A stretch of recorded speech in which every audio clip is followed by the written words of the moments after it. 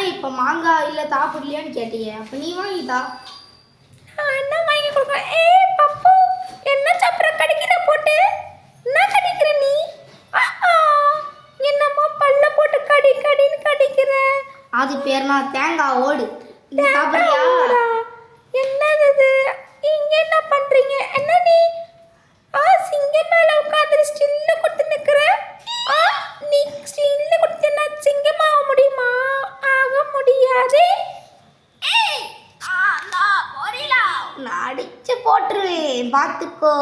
என்னது கொரிலாவா? கொரிலா நீ தேங்காய் சாப்பிட்டு கீழே போ. என்ன நீயா முழு தேங்காய் வாங்கி தருவே? நான் என்ன வாங்கி கொடுக்கறது?